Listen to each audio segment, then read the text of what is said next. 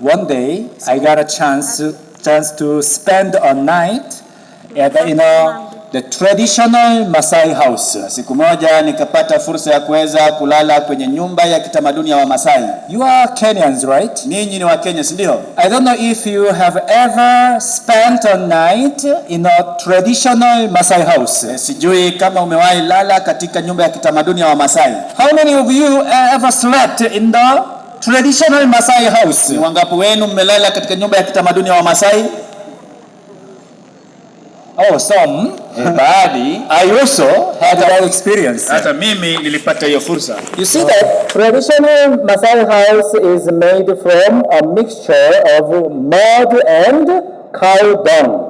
Nyumba ya kitamaduni ya Masai imetengenezwa kutokana na matope imechanganywa na mavi ya ng'ombe. And there is a special bed, na pia kuna kitanda maalum. Also the special mattress, na pia godoro maalum. It's not the mattress that you are using right now. Sio godoro ambayo wewe unaitumia sasa hivi. Yeah, that mattress is the cow skin. Hiyo godoro yao ni ngozi ya ng'ombe. I remember that night, that I was trying to sleep on a bed under this cow skin. Ninakumbuka usiku huo nilijaribu kulala kwenye hiyo ngozi ya ng'ombe. Lakini I could not sleep at all. Singeweza kulala kabisa. You know why? Unajua ni kwa nini? Because all night long I had to receive the visitors. Kwa sababu usiku nzima nilikuwa nakaribisha wageni. Every 5 minutes, 10 minutes, these visitors visited me. Kila baada ya dakika 5 na dakika 10 hao wageni walikuwa wananitembelea. These visitors, they wanted me to dance. Hao wageni walitaka mimi niweze kufanya dance. So I was dancing on the bed. Nikawa ninafanya dance kwenye kitanda. Can you guess who these visitors are? Unaweza sema hawa wageni ni kina nani? Bad bear. Huyo ni kunguni. These bad bears visited me. Hawa kunguni walikuwa wananitembelea.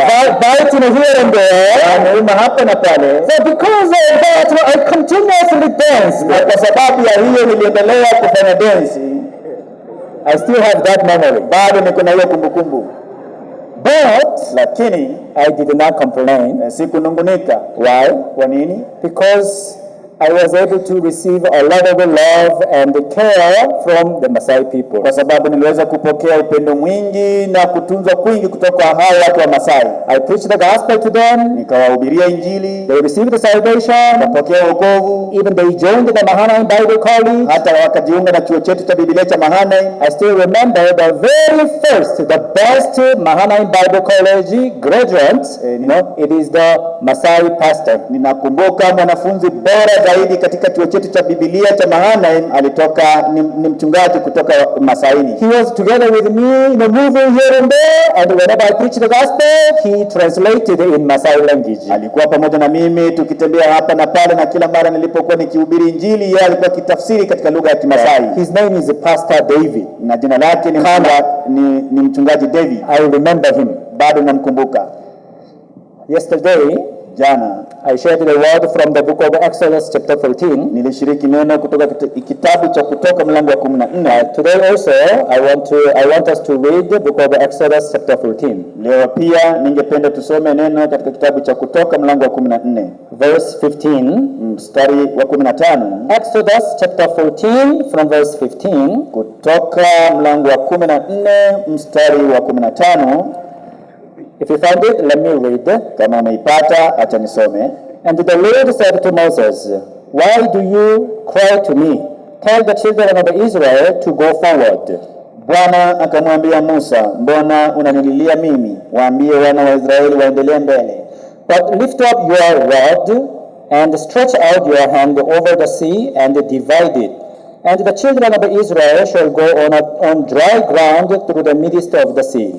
Na nawe inua fimbo yako ukanyoshe mkono wako juu ya bahari na kugawanya, nao wana wa Israeli watapita kati ya bahari katika nchi kavu. And I indeed will harden the hearts of the Egyptians, and they shall follow them. So I will gain honor over Pharaoh and over all his army, his chariots and his horsemen. Nami tazama, nitaifanya mioyo ya Wamisri kuwa migumu, nao wataingia na kuwafuata nitawapatia, nami nitajipatia utukufu kwa Farao na kwa jeshi lake lote, kwa magari yake na kwa wapanda farasi wake. Then the Egyptians shall know that I am the Lord, when I have gained honor for myself over Pharaoh, his chariots and his horsemen. Na Wamisri watajua ya kuwa mimi ndimi Bwana, nitakapokwisha kujipatia utukufu kwa Farao na magari yake na farasi zake. Yesterday I said that human heart is evil continually and we always go astray. Jana nilisema kwamba moyo wa mwanadamu ni ovu siku zote na kila wakati sisi hupotea njia. These are the word of God.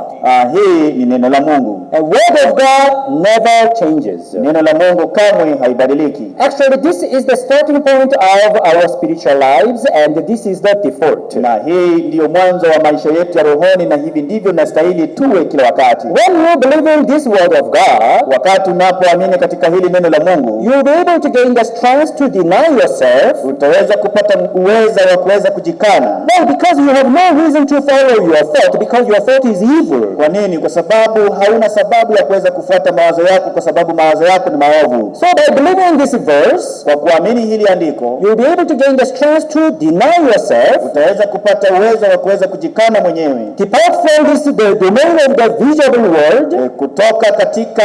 Kutoka katika hii eneo la ulimwengu unaoonekana. And you will be able to get a strength to move to the invisible world. Na uweze kupata uwezo wa kuingia katika ulimwengu usioonekana. So this is simply called the repentance and the faith. Na hii kwa urahisi inaitwa toba na imani.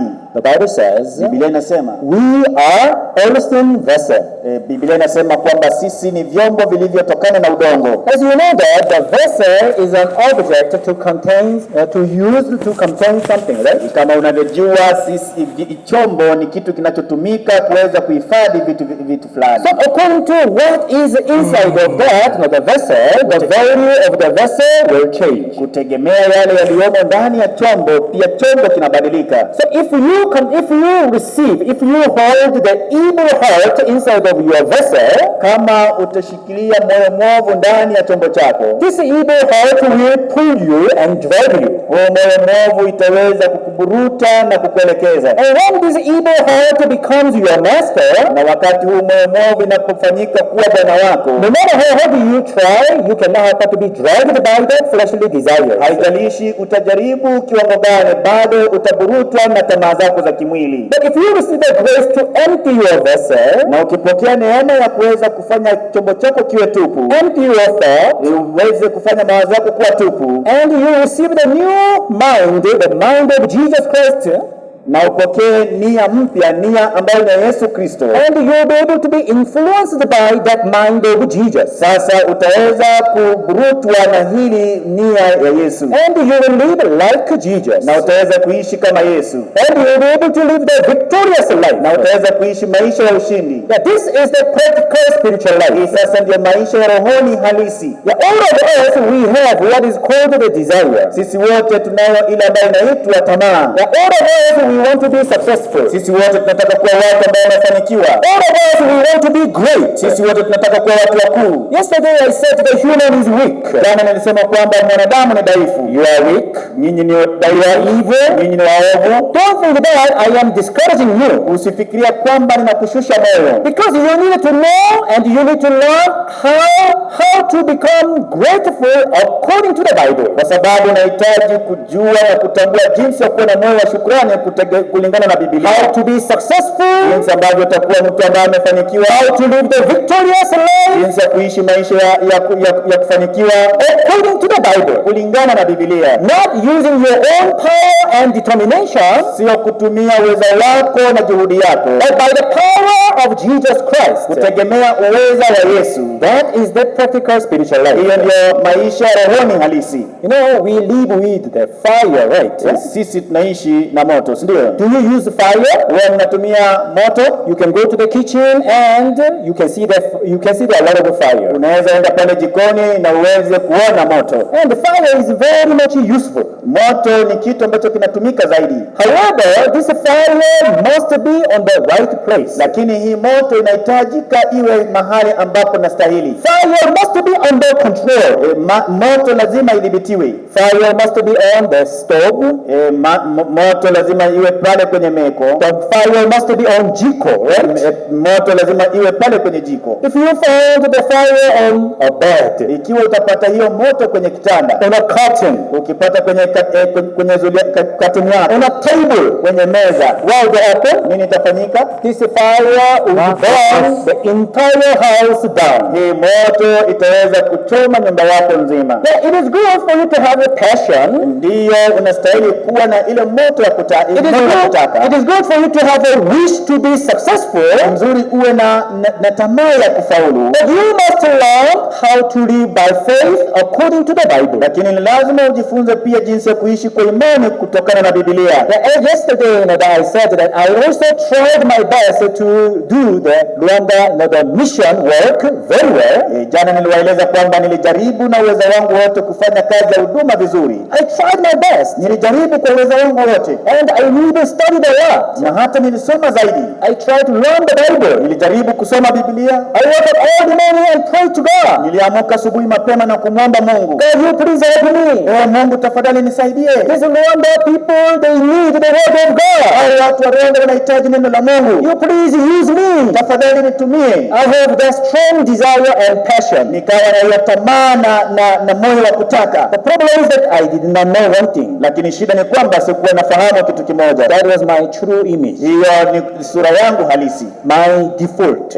Ile hali ambayo nastahili kuwa. Because I thought that if I tried my best, I could lead the Rwanda brothers and sisters. Kwa sababu nilifikiria kwamba nikijaribu vizuri nitaweza kuongoza ndugu na dada wa Rwanda. If I poured all of my heart, I could do the ministry successfully. Ikiwa nitaweka moyo wangu wote, nitafanya huduma yangu kwa kufaulu. I thought like that. Nilifikiria hivyo. But lakini it was not so. Haikuwa hivyo. Because Bible says, kwa sababu Biblia inasema, you are nothing but the dust. Wewe ni kitu bure, wewe ni sawa na mavumbi. You are not able to lead even a single person on your own. Huwezi ukaongoza hata mtu mmoja kwa juhudi zako mwenyewe. You cannot lead the brothers and sisters to Jesus on your own. Huwezi ukaongoza ndugu na dada kwa Yesu kwa uweza wako mwenyewe. God wanted to teach me this. Mungu alitaka kunifunza hili, but I did not know. Lakini sikujua. That is why I used my power, my commitment and my determinations. Ndio maana nilitumia juhudi zangu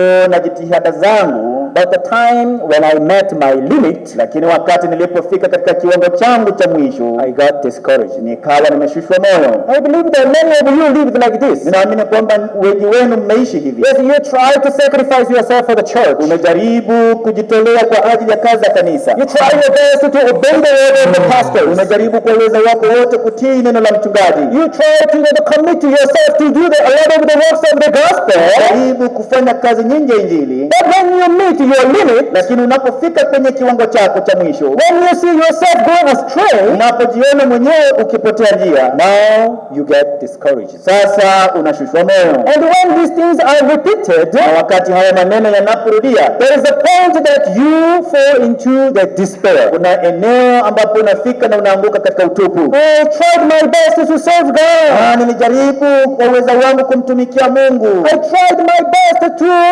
preach the gospel. Nilijaribu kwa uwezo wangu kuhubiri Injili. But things did not work. Lakini haikufanyika jinsi nilivyotarajia. I wanted to experience the works of God. Nilitaka kushuhudia kazi za Mungu. But things did not work as I wished. Lakini vitu havikufanyika jinsi nilivyotarajia. Maybe I don't have faith. Huenda sina imani. Maybe I am, that I am evil. That's why God is not willing to help me. Huenda mimi ni mwovu, ndio maana Mungu hataki kunisaidia. You see that is when you give up on your spiritual life. Wakati huo ndipo unapokata tamaa kwa sababu ya maisha yako ya rohoni. That is the time that Satan comes and attack you. Na sasa wakati huo shetani anakuja na anaweza kukuvamia.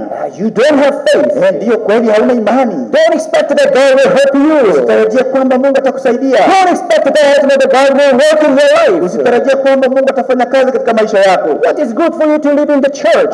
Sasa kuna uzuri gani wewe kuishi kanisani? What is good for you to serve in the serve God, serve the gospel? Una uzuri gani wewe kuweza kumtumikia Mungu, kutumikia Injili? What have you achieved since you believed in God? Wewe unaweza kupata nini tangu uanze kumwamini Mungu? And you are being discouraged by those voices. Na sasa wakati huo utashushwa moyo kutokana na hizi sauti. And then you surrender yourself to the desires of flesh. Na kisha unajikabidhi mwenyewe kwa tamaa za mwili. That is how the born again Christians became corrupt spiritually, and they ended up living as a powerless Christians. Hivi ndivyo Wakristo wanaharibika kiroho na wanaanza kuishi pasipo na uwezo wowote katika maisha yao ya rohoni. I was like that. Nilikuwa hivyo. I met my limit. Nikafika katika kiwango changu cha mwisho. I was about to give up on my ministry. Nikiwa karibu kukata tamaa na huduma yangu. But thankfully, that God did not leave me alone. Lakini jambo la shukrani ni kwamba Mungu hakuniacha peke yangu. God allowed me to meet the Pastor Park, who is the founder of our mission. Mungu aliniruhusu nikutane na mchungaji Park ambaye ndiye mwanzilishi wa huduma yetu. And I expressed, what was in my heart. Na nikaweza kusema yale yaliyokuwa moyoni mwangu. Yeah, that is when he told me. Na hapo ndipo akaniambia, it's okay. Iko sawa. That's not the problem at all. Hiyo sio shida kamwe. For Rwanda, kwa ajili ya Rwanda, you train the brothers and sisters first. Uwafunze ndugu na dada kwanza. When the brothers and sisters reaches 100, wakati ndugu na dada watakapofika 100, you do a great work. Utafanya kazi kuu. And then, that I received this heart. Na nikaweza kupokea huu moyo. That word of the servant of God, that penetrated in my heart. Hilo neno la mtumishi wa Mungu liliweza kuingia katika moyo wangu. Yeah, from that time,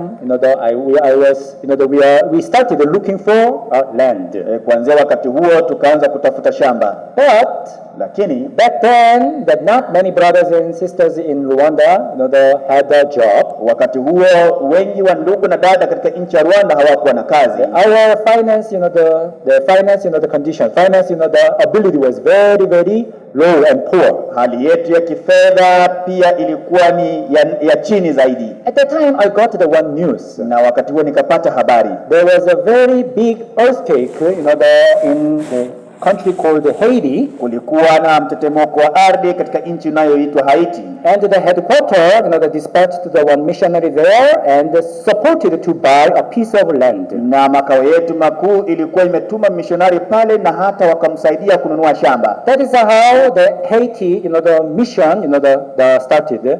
Hivi ndivyo huduma yetu katika nchi ya Haiti ilivyoanza. And I got this idea. Na nikapata hii wazo.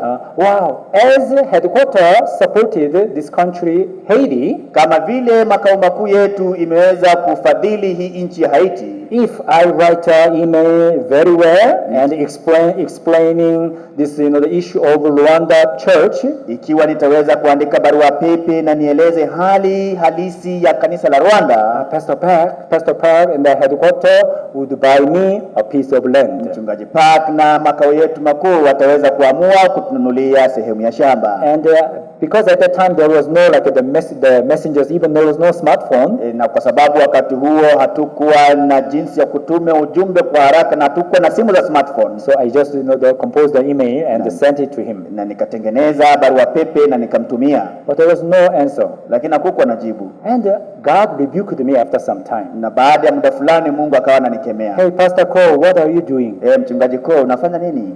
Don't you believe in me? Wewe huniamini? Why don't you believe in me? Kwa nini usiniamini mimi? You're supposed to believe in me. Unastahili kuniamini mimi. But when I look into my heart, lakini nilipoangalia katika moyo wangu, instead of relying on God, badala ya mimi kumtegemea Mungu, I found myself relying on the headquarters. Nilijipata ninategemea makao yetu makuu. I rely on these human ways. Ninategemea katika hizi njia za kibinadamu. Well, because in my eyes, kwa sababu katika macho yangu, it seemed impossible for Rwanda church to purchase a land. Ilikaa kana kwamba haiwezekani kanisa la Rwanda kununua shamba. Yesterday I said that the offering in 1 week, it was about sometimes $5, even maximum $10. Jana niliwaeleza kwamba sadaka zetu kwa wiki moja ni kama $5, ikienda juu zaidi ni $10. And how can we buy a land? Tunawezaje nunua shamba? Land does not cost $10, $20, right? Shamba hainunuliwa na $10, $20. It costs at least $20,000, $30,000.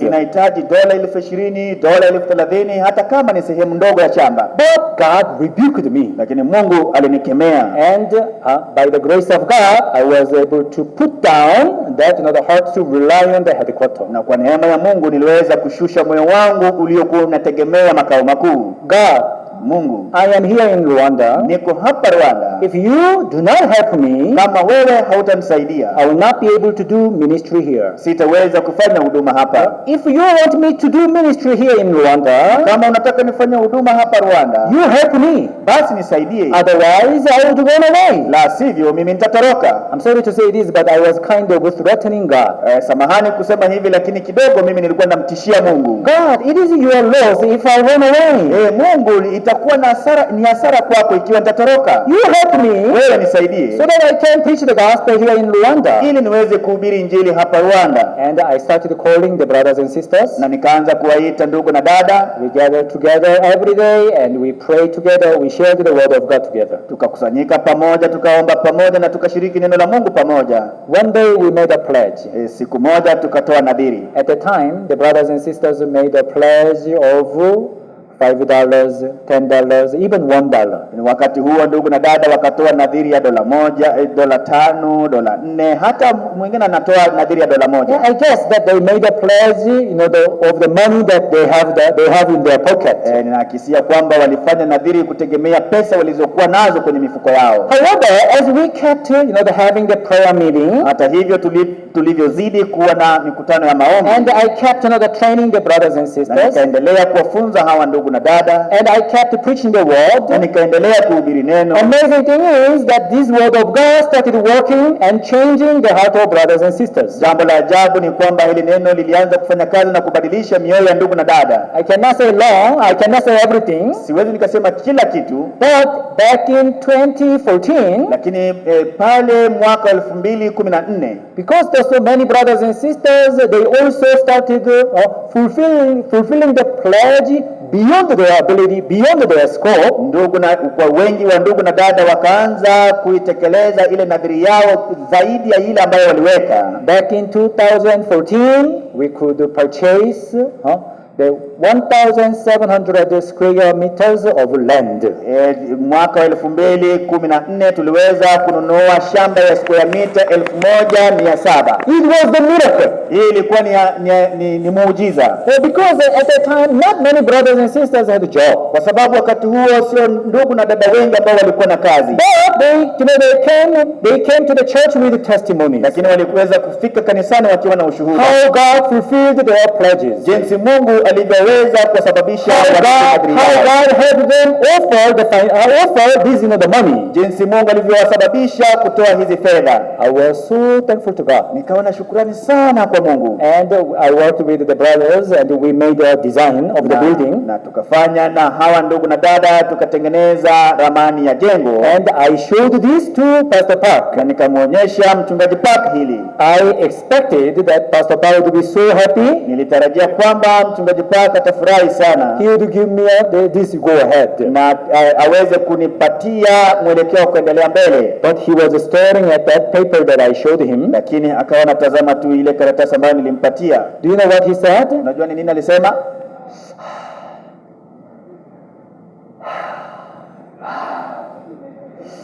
Land is too small. Hii shamba ni ndogo sana. Sell this land, uza hii shamba, and buy a larger one. Na ununue shamba kubwa. I was like I don't know how to express my feeling at that time. Hata sijui jinsi ya kueleza hisia zangu wakati huo. Like I said, I was shocked. Wakati huo nilipigwa na butwa. And I started regretting. Na nikaanza kujutia. I should not have shown this to the Pastor Park. Ningejua singemwonyesha hili kwa mchungaji Park. I should have just started the building and he could not even say like that. Ningeanza tu kufanya mjengo ndani na pengine hangesema hivyo. But anyways, he already spoke that you sell this land and buy a bigger land. Lakini hata hivyo tayari alikuwa amekwisha tamka kwamba uza hili shamba na ununue shamba kubwa. But actually there are a lot of excuses in my heart. Na wakati huo kukawa na sababu nyingi katika moyo wangu. Pastor, mchungaji, Rwanda is not like Kenya. Rwanda sio kama Kenya. Rwanda is a small country. Rwanda ni nchi ndogo. And especially in Kigali, to find a large land, it is almost impossible. Na haswa katika mji wa Kigali kupata shamba kubwa, hii ni karibu na haiwezekani. To buy a big land, it is impossible. Kununua shamba kubwa haiwezekani. I was about to say like that, but karibu niseme hivyo, lakini I could see that the Holy Spirit, stopped my mouth. Nikaona Roho Mtakatifu amefumba kinywa changu. And I just swallowed that word back. Nikameza ile neno tena. And then I said, yes, Pastor. Nikasema ndiyo mchungaji. And I regretted so much. Na nikawa nimejuta kabisa. I returned to Rwanda. Nikarejea nchi ya Rwanda. I shared this news with brothers and sisters. Also, they showed the same, the reaction that I had. Nikaweza kushiriki hii habari na ndugu na dada wa nchi wa Rwanda, pia wao wakawa na hisia sawa na zile nilizokuwa nazo. Because it was spoken by the Pastor Park, the servant of God. Na kwa sababu ili neno na mchungaji Park ambaye ni mtumishi wa Mungu, I could not just ignore it. Singeweza kuipuuza. So we are trying to look for the big land. Na tukajaribu sasa kuangalia shamba kubwa. But in Kigali, lakini katika mji wa Kigali, to find a big land, it was very impossible, very difficult. Kupata shamba kubwa ilikuwa ni vigumu zaidi. Even if we found the some of the land which is bigger than the first one that we bought. Hata wakati tulipopata shamba kubwa zaidi ya ile ambayo tulikuwa tumeipata awali, they were very far from the town. Ilikuwa mbali kutoka katikati ya mji. Like 20 minutes, 30 minutes away, from this Kigali city. Ni kama dakika 20, dakika 30 kutoka mji wa Kigali. So I did not know what to do. Na sikujua nifanye nini. Moreover, na hata hivyo, in 2020, mwaka wa 2020, COVID-19 came to the whole world. Ugonjwa wa COVID-19 ikaja katika ulimwengu mzima, including Rwanda. Hata pia katika nchi ya Rwanda. Lockdown, kukawa na kufungiwa. Even we could not have the physical service. Hatungeweza kufanya ibada tukikutana ana kwa ana. I thought that maybe all brothers and sisters in Rwanda church will be scattered. Nikafikiria kwamba ndugu na dada katika nchi ya Rwanda wote watatawanyika. To buy a bigger land. Now it is finished. Sasa kununua shamba kubwa imekomea hapo.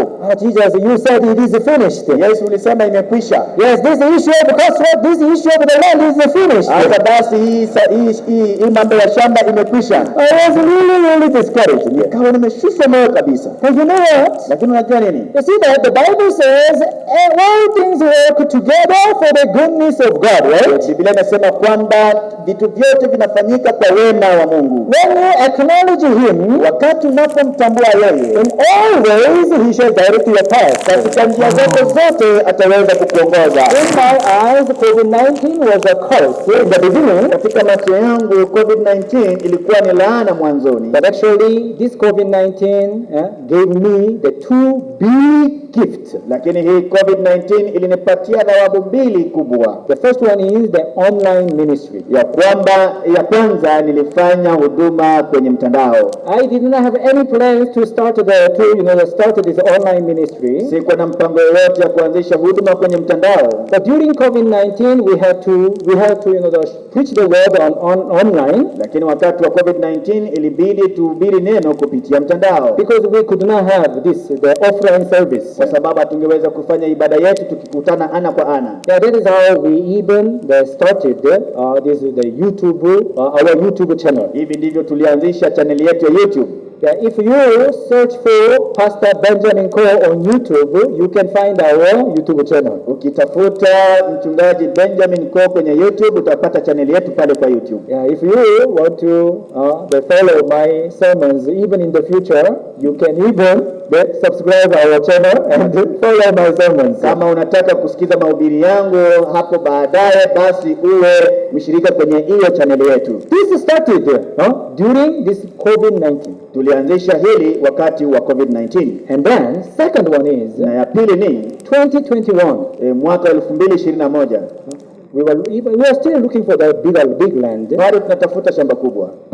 But one day, siku moja, one of my assistant pastor told me that there is one big land on the market. Mmoja wa wachungaji wangu wasaidizi akaniambia kuna shamba kubwa pale sokoni. Even it just like the takes 10 minutes from the way we stay. Inachukua tu dakika 10 kutoka mahali ambapo tulikuwa tunaishi. This land is the bigger than the 10,000 square meters of land. Hii shamba ni ukubwa ya mita square 10,000. And this land owned by the 3 friends. Na hii shamba inamilikiwa na marafiki watatu. But because during COVID-19, everybody faced this finance crisis. Na kwa sababu wakati wa COVID-19 kila mtu alikumbana na changamoto za kifedha. Now these 3 friends, they wanted to sell this land. Sasa hao marafiki watatu wanataka kuuza hii shamba. But as you know, during the COVID-19, everybody they went through the finance crisis.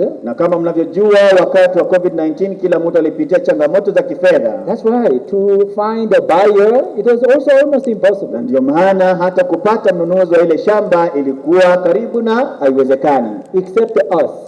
Ila tu ni sisi. Yeah, because Pastor Buck said you buy a bigger land. Kwa nini? Kwa sababu mchungaji Park alisema mnunue shamba kubwa. So after we get this news, baada ya kupata habari hii, let me show you the photos. Wacha niwaonyeshe hizi picha. Now you see here. Sasa uone hapa. This is where we are now. Hapa ndipo tulipo sasa. And the site is just near here. 10 minutes driving. Na hapo mahali pa kununuliwa iko hapa ni dakika 10 ukiendesha gari.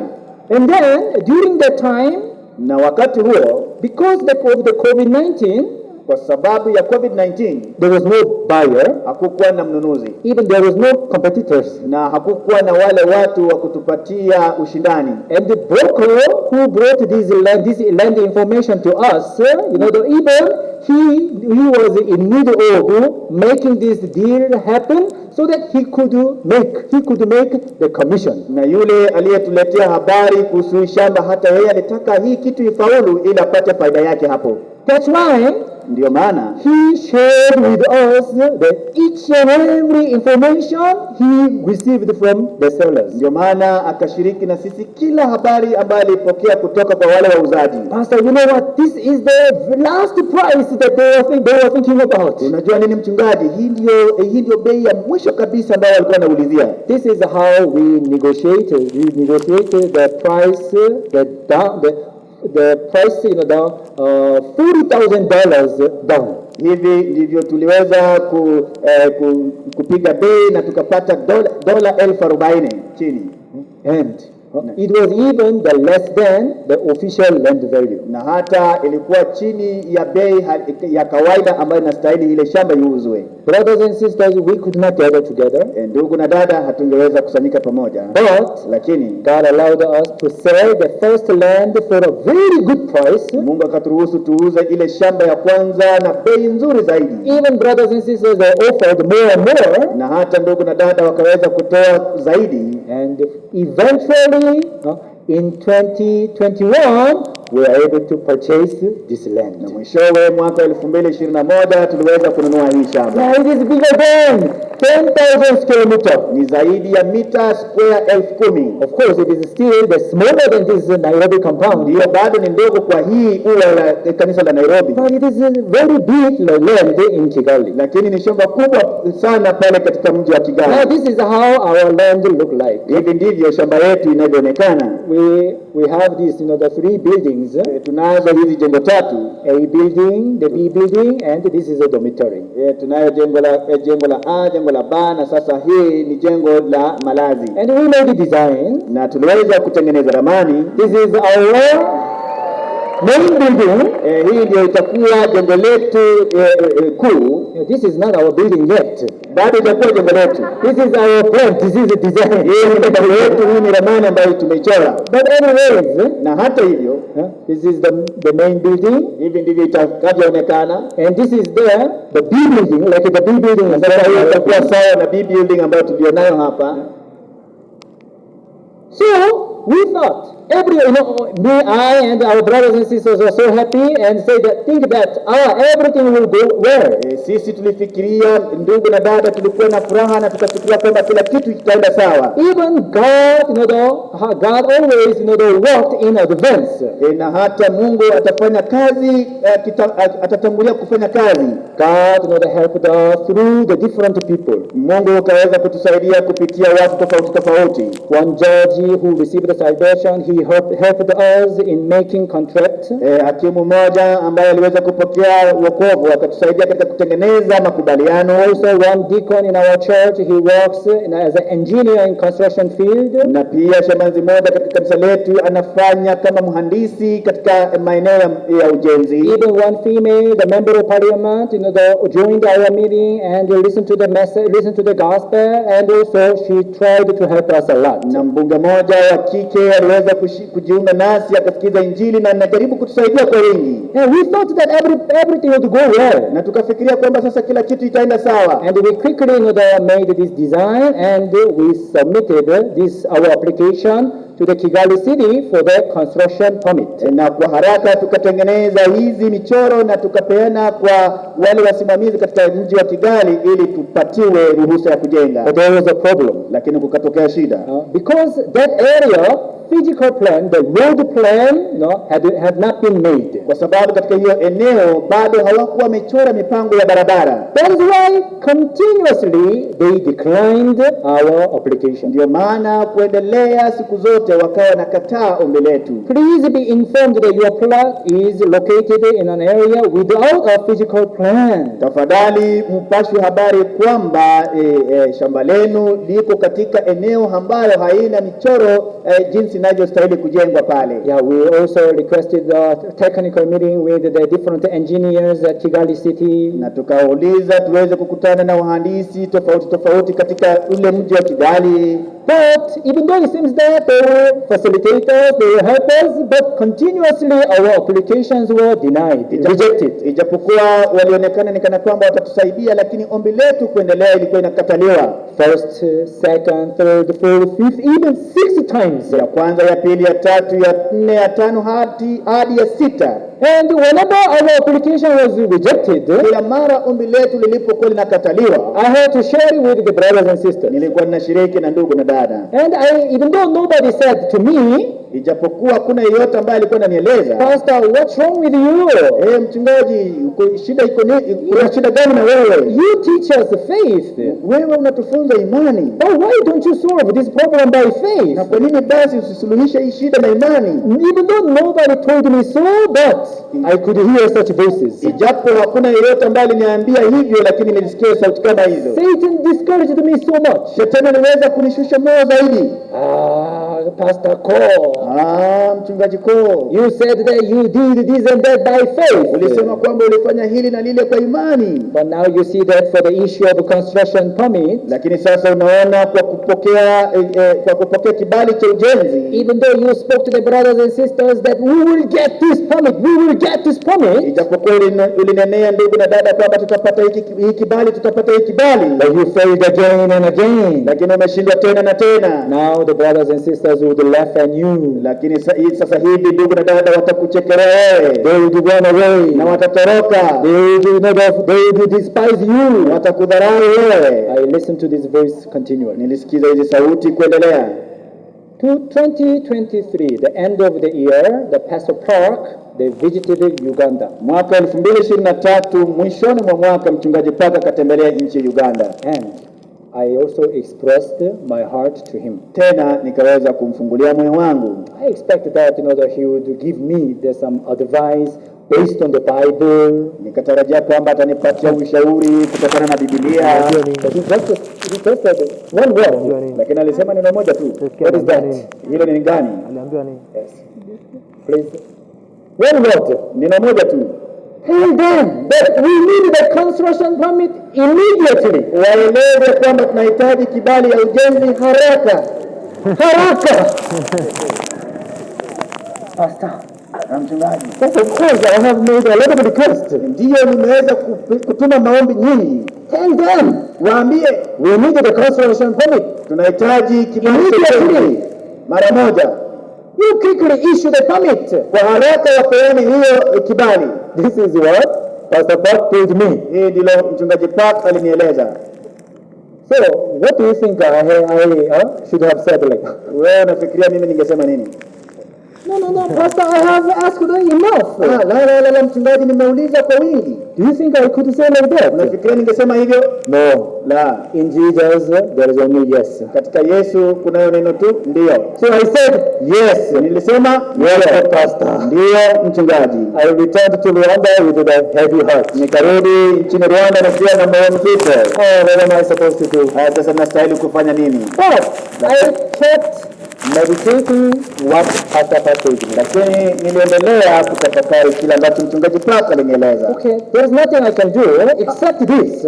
Hakuna kile ambacho naweza fanya ila hili tu. Now starting from the moment on, I knocked the different institutions. Kuanzia wakati huo niliweza kubisha katika milango ya maeneo tofauti. Kigali City, nikaingia katika mji wa Kigali, Rwanda Housing Authority, nikaingia katika mamlaka ya nyumba katika nchi ya Rwanda, different the officials, nikakutana na maofisa tofauti, and I just spoke to them. Na nikawa nawaongelesha tu. We have this project. Tuko na hii mradi. We have already built our centers in Africa, other countries in Africa. Tayari tumejenga maeneo tofauti katika bara la Afrika. Rwanda is the next. Rwanda ndio inayofuata. But we have faced these challenges. Lakini tumekumbana na hii changamoto. And I asked them to give us the permit quickly. Na nikawauliza waweze kutupatia kibali kwa haraka. We need the construction permit immediately. Tunahitaji kibali cha ujenzi kwa haraka. Moreover, God gave me the one word. Na tena Mungu akanipatia neno moja. This is the story of Captain Naaman. Hii hadithi ya jemedari Naaman.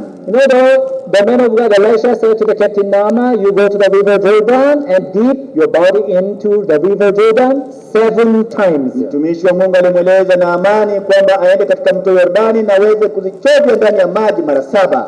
Up to now we are declined 6 times. Hadi sasa tumenyimwa kibali mara 6. But now it's the 7th time. Sasa itakuwa ni mara ya 7. Just as the Captain Naaman's leprosy was completely healed. Kama vile ukoma wa Naamani ilivyopona kikamilifu.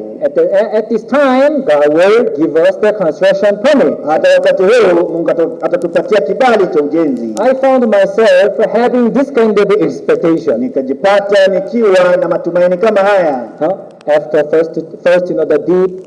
Baada ya kujichovya mara ya kwanza, left hand is healed. Mkono wa kushoto ukawa umepona. Second deep. Alipojichovya mara ya pili, right hand is healed. Mkono wa kulia umepona. Third time. Mara ya tatu, right leg is healed. Mguu wa kulia ukapona. Don't you expect this kind of work of God? Hautarajii kazi kama hii ya Mungu? We want to see the work of God like this, right? Tunataka kuona kazi ya Mungu hivi, si ndio? However, the Bible says, lakini Biblia inasema, when Captain Naaman dipped his body into the river Jordan 7 times, wakati jemedari Naaman alipochovya mwili wake kwenye mto Yordani mara 7, that is when his leprosy was completely healed. Hapo ndipo ukoma wake ulipona kikamilifu. This word became the promise in my heart. Hili neno likafanyika ahadi katika moyo wangu. I shared it with the brothers and sisters. Nikaweza kuishiriki na ndugu na dada. Also,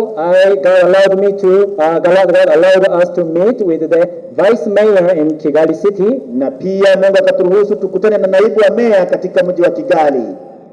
In 2024, mwaka 2024, 9th October, tarehe 9 mwezi wa 10, we are able to obtain construction permit. Tukaweza kupata kibali cha ujenzi. Hallelujah. Hallelujah. No, it was like a miracle. Ikawa ni kama muujiza kwetu. Yeah, we could obtain this construction permit. Tuliweza kupokea hii kibali ya kuweza kufanya ujenzi. After 6 times rejection, baada ya kukataliwa mara 6. But when the time of God came, wakati muda wa Mungu ulipowadia, even though physical plan was not yet made, japokuwa hawakuwa bado na mpangilio wa ujenzi, we were able to obtain this construction permit. Sisi tuliweza kupata hiki kibali cha ujenzi. Hallelujah. Hallelujah.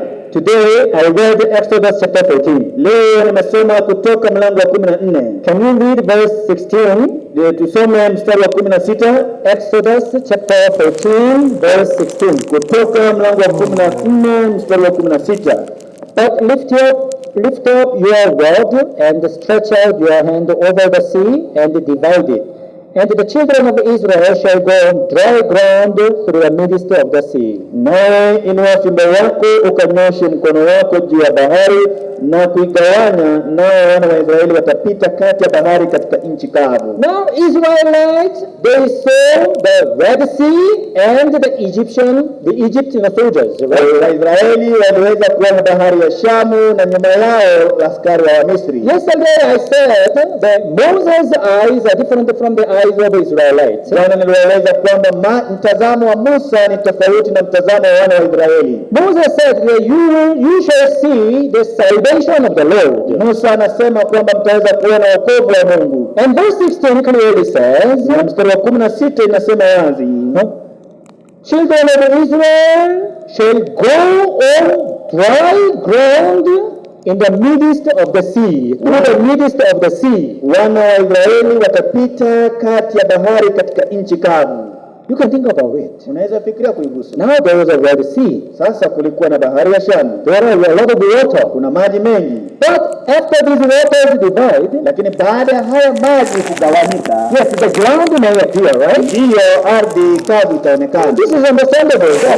God is almighty, God can do such great miracles. Hii inaeleweka kwa sababu Mungu ni mweza wote na anaweza fanya muujiza kama huo. But according to our understanding, lakini kutegemea kuelewa kwetu, because this ground was covered by the sea, the waters, kwa sababu hii nchi ilikuwa imefunikwa na maji ya bahari. That's why this ground must be soft or even muddy. Ndio maana hii nchi lazima iwe nyororo ama hata iwe na matope. We think that the way of God, the path of God always has a lot of difficulties and challenges and painful. Kila mara tunafikiria kwamba njia ambayo Mungu anatuonyesha iko na ugumu, iko na changamoto na iko na uchungu. To believe in God is difficult. Kumwamini Mungu ni ngumu. Oh, I have to sacrifice myself for God, for the church, for the gospel. Inabidi nijitolee mwenyewe kwa ajili ya Mungu, kwa ajili ya kanisa. To walk on the way that God prepared for me is like painful and hard. Kutembea katika njia ambayo Mungu ameniandalia ni kana kwamba ni uchungu na ni ngumu. But the amazing thing is, lakini jambo la ajabu ni, after waters divide, baada ya haya maji kugawanyika, what appears is not the muddy road. Kilichoonekana sio barabara ambayo iko na matope. It is the dry ground. Ilikuwa ni nchi kavu. To walk on the dry ground is very easy. Kutembea katika nchi kavu ni jambo rahisi. Is that so? Si ndio? Yeah, if it is muddy, kama iko na matope, it would be very difficult to move forward. Itakuwa ni vigumu kwenda kupiga hatua kwenda mbele. Even to make one step would be very challenging. Hata kupiga hatua moja itakuwa ni changamoto. But it is the dry ground. Lakini sasa ni nchi kavu. Hallelujah. Hallelujah. The way God prepares for you, njia ambayo Mungu anakuandalia, even though you may think that it is difficult, it is hard and it is impossible, unapokuwa unafikiria kwamba ni ngumu, ni chungu na ni haiwezekani, remember that God always prepares dry ground for you. Lakini ukumbuke kwamba Mungu anakuandalia nchi kavu kwa ajili yako wewe. Let us open to the one more verse in the book of Isaiah. Tusome andiko lingine zaidi katika kitabu cha Isaya. Book of Isaiah chapter 43. Kitabu cha Isaya mlango wa 43 verse 19. Mstari wa 19. Behold, I will do a new thing. Now it shall spring forth. Shall you not know it? I will even make a road in the wilderness and the rivers in the desert. Tazama, nitatenda neno jipya, sasa litachipuka. Je, litachipuka?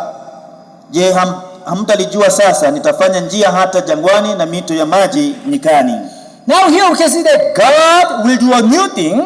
Neno linasema kwamba Mungu atalifanya jambo jipya. And he will make a road in the wilderness and the rivers in the desert. Na atalifanya njia katika jangwa na mito ya maji nyikani. Yes, God can make the road in the wilderness. Ndiyo, Mungu anaweza fanya njia kwenye jangwa. God can make rivers in the desert. Na Mungu anaweza tengeneza mito kwenye nyika. But also God prepares dry ground through the midst of the sea. Na pia Mungu anatengeneza nchi kavu katikati ya bahari. God has so many ways. Mungu anazo njia nyingi. It is beyond your imagination. Ni zaidi ya mtazamo wako. It is beyond of your calculations. Ni zaidi ya yale jinsi unavyohesabu. That is why God always wants you to put down your eyes and receive the eyes of the servant of God and eyes of the church and eyes of Jesus. Ndio maana Mungu kila mara anataka uweze kuweka macho yako chini ili uweze kupokea mtazamo wa mtumishi wa Mungu, mtazamo wa kanisa na mtazamo wa Yesu. God gave me this promise. Mungu alinipatia hii ahadi. All Rwanda will be saved. Rwanda yote itaokolewa. After I received the promise of God, baada ya mimi kupokea ahadi ya Mungu, I started meditating how. Nikaanza kutafakari itafanyika vipi. Yesterday I told you the people with the theoretical faith and the people with the practical faith. Jana niliwaeleza kuhusu hao watu wawili, mmoja ambaye ako na imani katika ujuzi na imani katika maisha yake halisi. People with the theoretical faith, watu walio na imani katika ujuzi tu, even though they received the promise of God, japokuwa wanaipokea ahadi ya Mungu, they do not think how to move to the next step. Hawafikiri jinsi ya kuweza kuenda hatua nyingine zaidi, but they remain stagnant. Lakini wao wanabaki pale walipokuwa. Rwanda will be saved. Oh, that's great. That sounds wonderful. Rwanda itaokolewa, basi hilo ni ajabu, inasikika kuwa ni kitu cha ajabu. Yes, God will work. Ndio, Mungu atafanya kazi.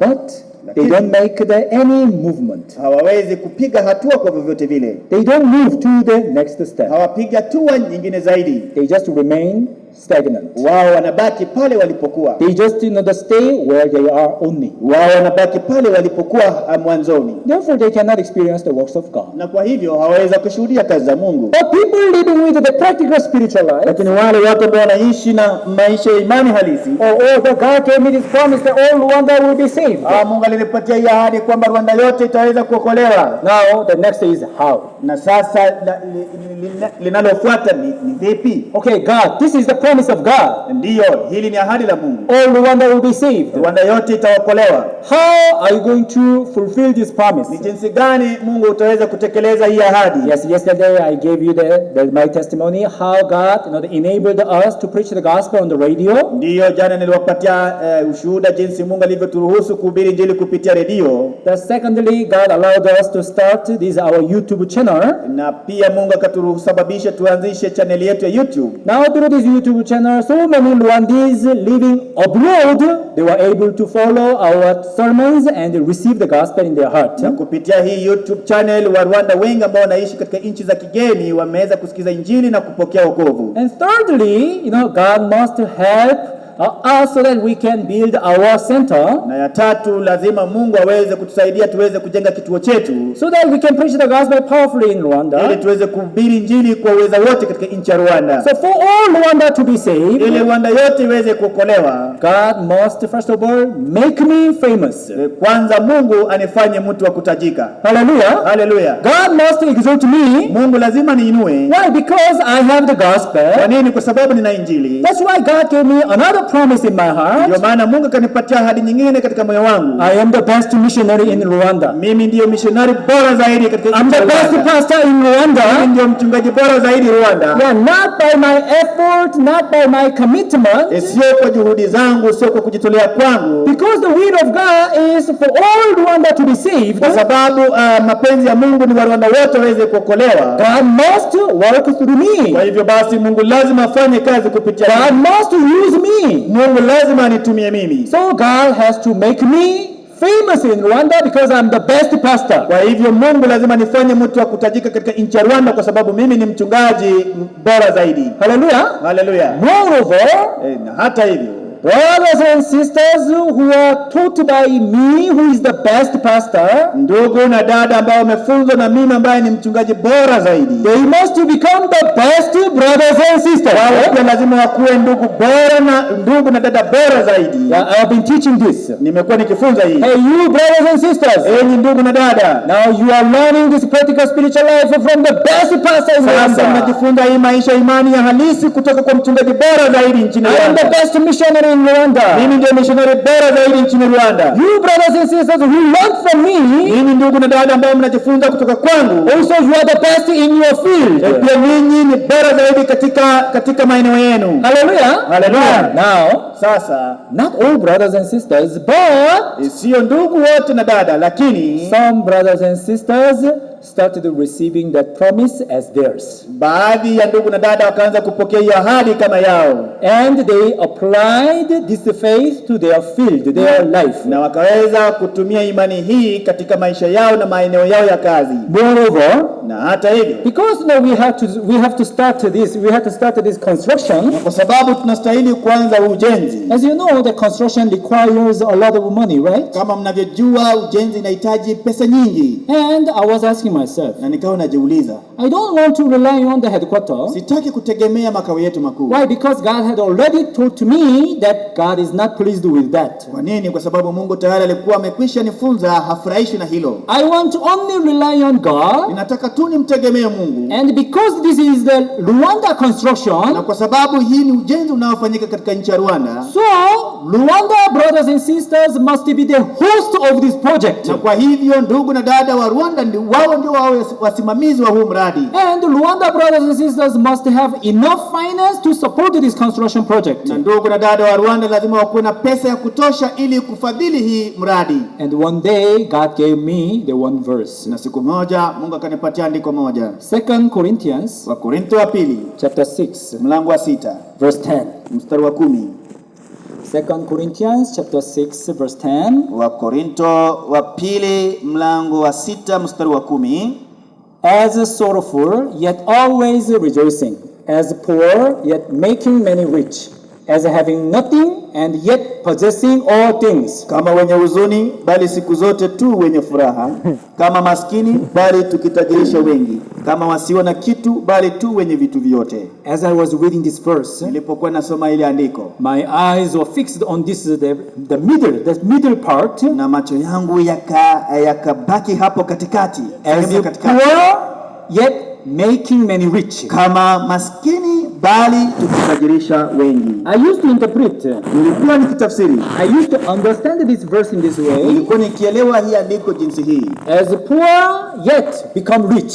kama maskini lakini nafanyika tajiri. But when I read this verse closely, Lakini niliposoma hii andiko kwa makini, this scripture was telling me, hili andiko lilikuwa likinieleza, as poor, yet I look poor, ndiyo ninaonekana maskini, but I make many rich. lakini nafanya wengi kuwa matajiri. I am the best missionary. Basi mimi ndiyo missionary bora. I have this practical spiritual Nayo life. hii imani halisi. When I teach brothers and sisters this secret, Ninapofunza ndugu na dada hii siri, I can make many rich. nitafanya wengi kuwa matajiri. Now the brothers and sisters will become rich. Na kwa hivyo sasa ndugu na dada watafanyika kuwa matajiri. Why? Because this is what the word of God says. Kwa nini? Kwa sababu hili ndilo neno la Mungu linasema. And I started proclaiming to the brothers and sisters, Na nikaanza kunena haya kwa ndugu na dada. brothers and sisters, you are the best in your field in Rwanda. Ndugu na dada, nyinyi ndio mlio bora katika mahali penu pa kazi. And you know that you apply this word of God to your field, your life. Na muweze kutumia hili neno la Mungu katika maeneo yenu ya kazi na maisha yenu. God will make you prosper. Mungu atawafanya mtajiriki. As Bible says, God will make you rich. Kama Biblia inavyosema, Mungu atawafanya kuwa tajiri. Why? Because you are the best in the field. Kwa nini? Kwa sababu nyinyi ndio mlio bora katika makazi yenu. Hallelujah. Hallelujah. And some brothers and sisters who received this promise in their heart, they started having their testimonies. Baadhi ya ndugu na dada waliopokea hii ahadi katika mioyo yao wakaanza kuwa na huo ushuhuda. We have one deacon in the church. Tunayo shimanzi moja katika kanisa letu. He runs a bank, the agent. Yeye ni wakala wa benki. And there are a lot of bank agents, in Rwanda. Na kuna mawakala wengi wa benki katika nchi ya Rwanda. One day he showed me one paper. Siku moja akanionyesha karatasi moja. And he said that, Pastor, look at this. Na akaniambia, mchungaji, angalia hili. I become the #1 agent in Rwanda. Mimi nimefanyika wakala wa kwanza katika nchi ya Rwanda. After some time, na baada ya muda fulani, he sent me the photo. Akanitumia picha moja. He was awarded the best the performer in the bank agent among all the bank agents in Rwanda. Alipewa tuzo ya kuwa wakala bora zaidi miongoni mwa mawakala wote katika nchi ya Rwanda. Word of God, the promise of God became true in the life of brothers and sisters. Neno la Mungu likafanyika kweli katika maisha ya ndugu na dada. One sister became the general manager at the VIP lounge at the Kigali airport. Dada moja akafanyika mkurugenzi mkuu katika sehemu ya kukaribisha wale watu mashuhuri katika uwanja wa ndege. Some brothers, they became the high officials in the government institution. Na baadhi ya wandugu wakafanyika watu wakuu katika maeneo ya serikali. And the one brother Deacon, who is engineer, even he opened his company and he became the boss of the company. Na ndugu moja ambaye ni mhandisi akafungua kiwanda kampuni yake mwenyewe na akakuwa yeye ndio mkubwa zaidi pale katika kampuni yake.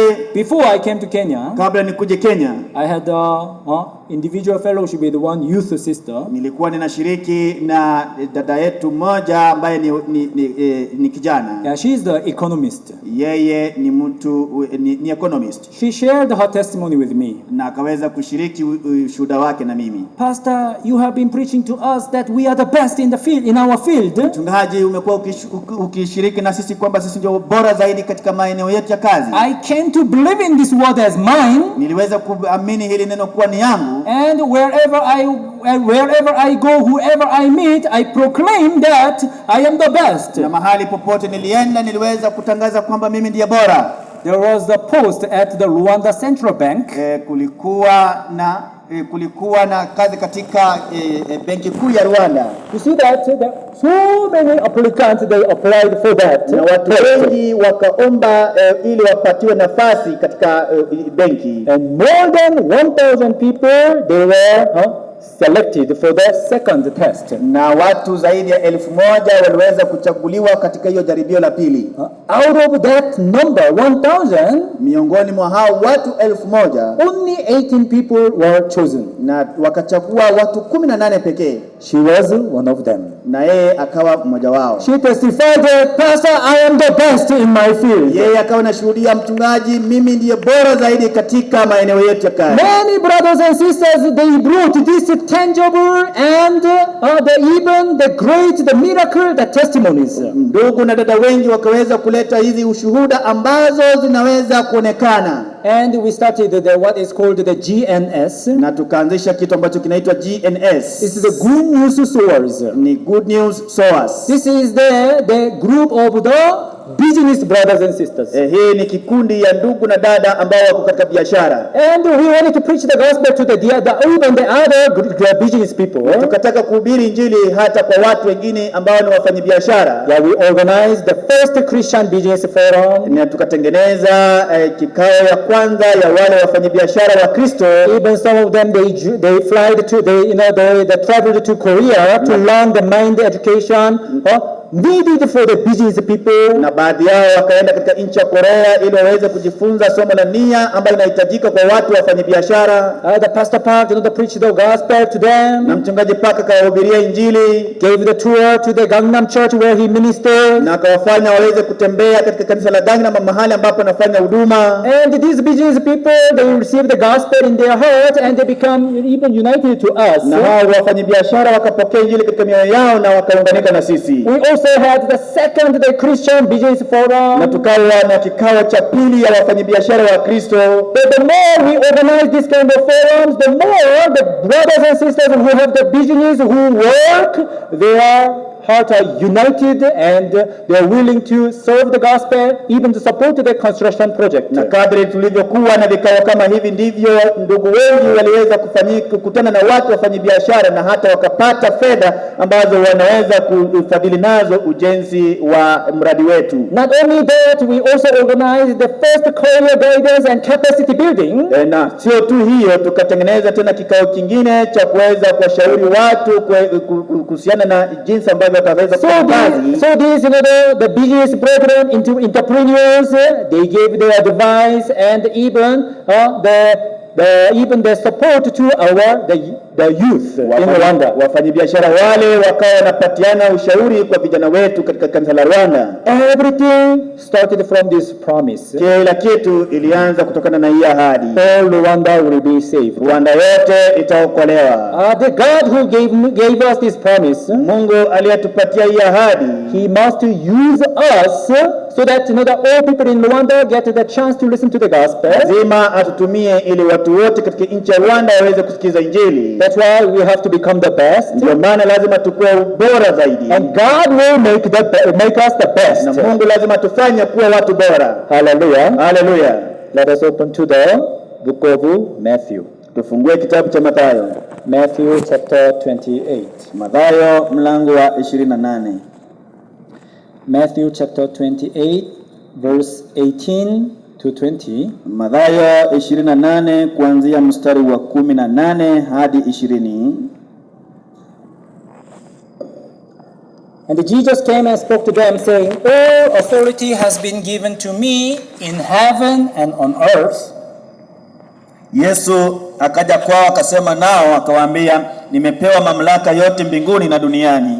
Go therefore and make disciples of all the nations, baptizing them in the name of the Father and the Son and of the Holy Spirit. Basi enendeni mkawafanye mataifa yote kuwa wanafunzi, mkiwabatiza kwa jina la Baba na Mwana na Roho Mtakatifu, teaching them to observe all things that I have commanded you, and lo, I am with you always, even to the end of the age. Amen. Na kuwafundisha kuyashika yote niliyowaamuru ninyi, na tazama mimi nipo pamoja nanyi siku zote hata ukamilifu wa dahari. Dear brothers and sisters in Kenya, ndogo na dada katika nchi ya Kenya, do you think Rwanda brothers and sisters are only the best?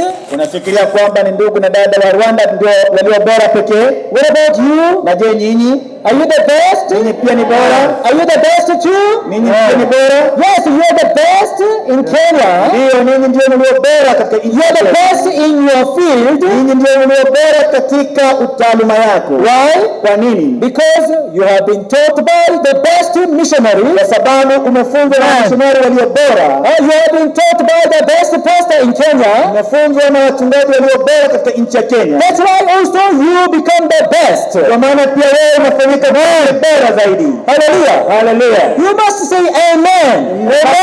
Amen. You must remember this. Lazima mkumbuke hili.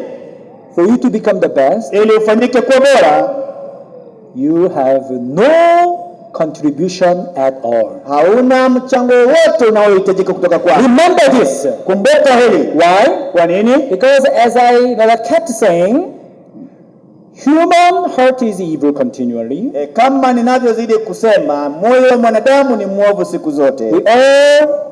We go always astray. Sisi wote tunapotea njia. That's why we cannot become the best by ourselves. Ndio maana hatuwezi tukafanyika kuwa bora sisi wenyewe. But there is a secret here. Lakini kunayo siri hapa. So verse 18, mstari wa 18, Matthew chapter 28 verse 18. Mathayo 28 mstari wa 18. All authority has been given to me in heaven and on earth. Mamlaka yote nimepewa mbinguni na duniani. Hallelujah. Hallelujah. Authority in heaven and on earth has been given to Jesus. Mamlaka mbinguni na duniani imepeanwa kwa Yesu. And he said, I am with you always. Na anasema niko pamoja nawe hata mwisho wa dahari. Because you are evil continually, you go always astray. Therefore, God did not give you the authority in heaven and on earth. Kwa sababu wewe ni mwovu siku zote na unapotea njia, kwa hivyo basi Mungu hakukupatia mamlaka duniani na mbinguni. God gave these authorities to his son Jesus. Mungu alipeana hii mamlaka kwa mwanawe Yesu. And his body, the church, na mwili wake ambao ni kanisa, kanisa, when you stand together with Jesus, unaposimama pamoja na Yesu, you see that when you stand behind Jesus, unaona wakati unaposimama nyuma ya Yesu, yes, you may go astray all the time, ndiyo unaweza potea njia kila wakati. but as long as you are together with Jesus, Lakini mara utakapokuwa pamoja na Yesu, as long as you follow Jesus, mara utakapokuwa unamfuata Yesu, even if you may go astray, but Jesus will bring you back. hata kama utapotea njia, Yesu atakurejesha njiani. Jesus, who has the authority in heaven and on earth, he is always with you. Yesu aliye na mamlaka duniani na mbinguni yuko pamoja naye kila siku. That is why Ndiyo maana you become the best unafanyika mtu aliye bora because of our Lord Jesus Christ. kwa sababu ya Bwana wetu Yesu. That is why you cannot help but to be the number one in your field. Ndiyo maana hauna budi ila kuwa nambari ya kwanza katika taaluma yako. Hallelujah. Hallelujah. You believe in this Jesus. Wewe uamini kwa Yesu. You believe in this church. Wewe uamini kwa hili kanisa, So that you can live as the great the children of God. ili muweze kuishi kama watoto wakuu wa Mungu. But Lakini Satan comes and deceives you. shetani anakuja na anakuhadaa, Yeah? Plant this thought in you. anapanda hili wazo ndani yako. I don't have faith. Wewe hauna imani. I'm so weak. Mimi ni dhaifu. I'm so lazy. Mimi ni mtu mvivu. I'm different from Pastor Kim. Mimi ni tofauti na mchungaji Kim. I'm different from the Daniel. Mimi ni tofauti na Daniel. I'm different from Joseph. Mimi ni tofauti na Yusufu. I'm different from David. Mimi ni tofauti na Daudi. I'm different from Pastor Cole. Mimi ni tofauti na mchungaji Cole. I'm different from the man of faith, man of God in the Bible. Mimi ni tofauti na hao watu wa imani katika Biblia. What's the problem? Shida ni nini?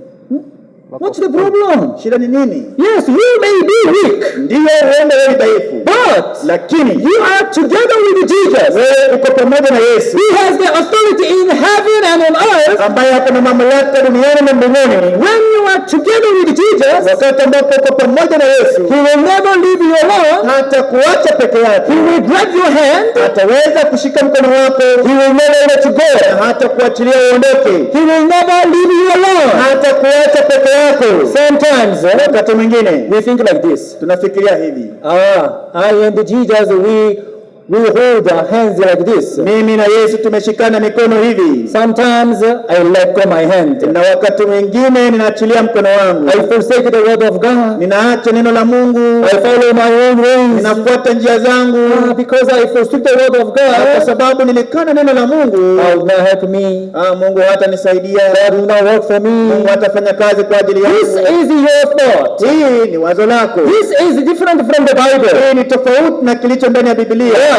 Kwa nini? Because the Bible clearly Kwa says, sababu Biblia inasema wazi, one who keeps Israel neither slumber nor sleep. yule ambaye anahifadhi Waisraeli pasipo kusinzia wala kulala. Jesus, Yesu, hold your hands like this. Yesu anashikilia mkono wako namna hii. Do you understand? Unaelewa? Yes, you may let go your hand, Wewe unaweza ondoa mkono wako, but lakini Jesus Yesu will not let you go. hawezi akakuachilia wewe.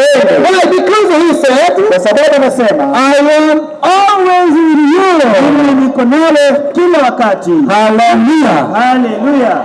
Kenya brothers and sisters, Ndugu na dada wa Kenya, you are the best. mimi ndiye bora. Now, Sasa you believe in this word mimi katika hili neno and you apply this promise of God to your field. na utumie hili neno la ahadi ya Mungu katika taaluma yako. Don't say that I don't have faith. Usiseme kwamba sina imani. Don't say that I have no money to give offering. Usiseme kwamba sina pesa ya kutoa sadaka. Don't say that I have no confidence to preach the gospel. Usiseme kwamba sina ujasiri wa kuhubiri Injili. Yes, it's true that I have no faith. Ndiyo kweli, mimi sina imani. I have no confidence to preach the Sina gospel. ujasiri wa kuhubiri Injili. I may not have the money to give offering. Huenda sitakuwa na pesa ya kupeana sadaka, But Jesus is with me. lakini Yesu yuko pamoja na mimi. God, if you give me the money, I can give offering. Mungu ukinipa pesa nitatoa sadaka. You offer the 100 shilling. Wewe utoe hiyo shilingi 100 You pray to God. na pia muombe Mungu. And if God gives you the 100 shilling, Na ikiwa Mungu atakupatia hiyo shilingi 100, you give offering. toa sadaka And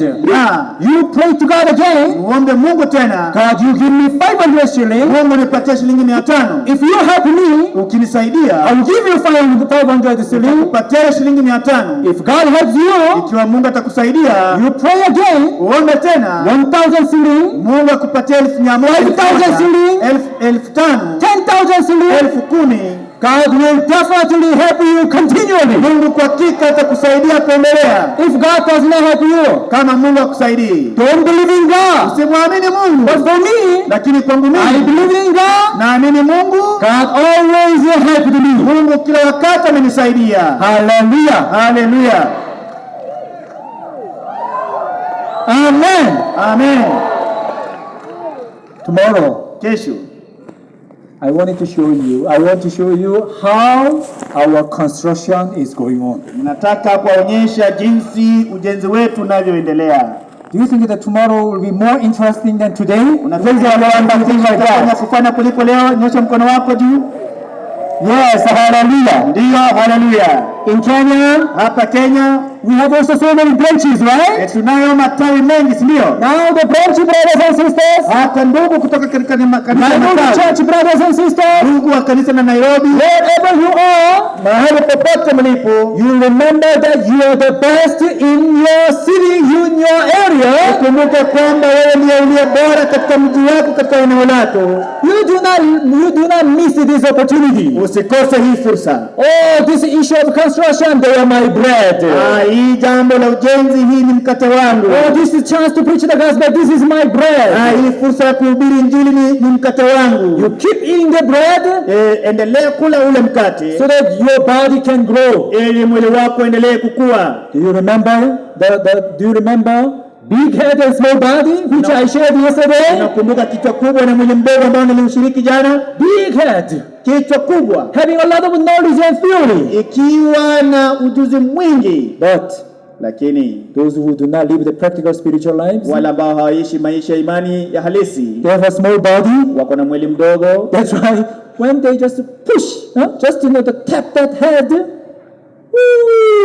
Ndio maana hiyo kichwa kikubwa kikiguza tu kidogo wanaanguka. Let us not live like this. Tusiishi hivi. Can you promise me?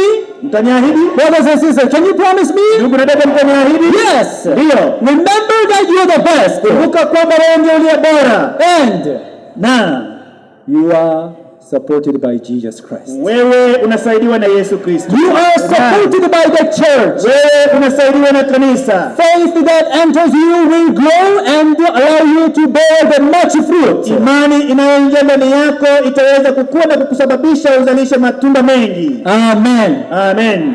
Let's pray. Tuombe. Heavenly Father, we thank you. Baba wa mbinguni, tunakushukuru. We are so thankful that you have made all of us the best in our field this evening. Tunakushukuru kwamba umetufanya sisi wote kuwa bora zaidi katika taaluma zetu. Yes, it is true that sometimes we are attacked by the Satan and we are being pulled by the fleshly desires. Ndiyo, ni kwamba wakati mwingine tunavamiwa na shetani na kuburutwa na tamaa za kimwili, And we fall into the despairs. na tunaanguka katika kukata tamaa. But Father, you have promised us that you are together with us, Lakini Baba, umetuahidi kwamba uko pamoja nasi, not from time to time, but all the time. sio wakati hadi wakati, lakini wakati wote. That is why, because of you, Lord, who has been given the authority in heaven and on earth, we become the best. Ndio maana Bwana, kupitia wewe ambaye umepatiwa mamlaka juu ya duniani hata mbinguni, tunafanyika wale walio bora. I believe that God, who walked before the Abraham, David, and Daniel, and Apostle Paul, and that is the same God who is ready to work for our Kenya brothers and sisters. Naamini kwamba Mungu aliyefanya kazi kwa Ibrahimu, Daudi, Danieli na mtume Paulo ni Mungu sawa sawa ambaye anafanya kazi katika maisha ya ndugu na dada wetu nchini Kenya. I pray everything in the name of Jesus. Naomba kila kitu katika jina la Yesu Kristo. Amen. Amen. Thank you very much. Asante sana. Thank you very much, Evan. Are you all the best? Yes. Yes, we are very thankful. Let's appreciate one more time with a big round of applause. Yes, indeed, when you listen to the testimonies, you realize that faith is very practical, right? It's not some kind of theory and just something that we talk about.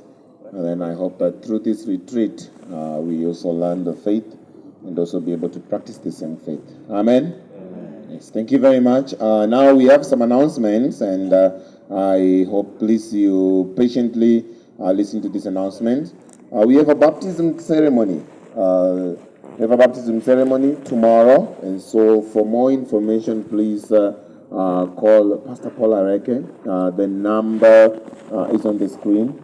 Please call Pastor Paul Areke. If you have not received baptism and you are coming here for the first time, you have listened to the gospel, you have become righteous and holy inside of your heart, and you want to receive the baptism, please also you can register even among the students that are attending the leadership training. So you're listening to the word, and then you are convicted in your heart, and then this gospel is so precious, and I want to receive the baptism. Please, you can participate in the baptism. You can call Pastor Paul Areke. His number is on the screen. Next. Tomorrow we have a dawn service as usual by 5:45. Please be seated. So the Good News Mission brothers and sisters and leaders. Leaders means deacons, deaconesses, elders. They're all meeting at the A Hall. Weekend Academy students and youth, you are meeting here at the tent, same as today morning. Next. The accommodation, just a reminder that people must have come today and you have registered.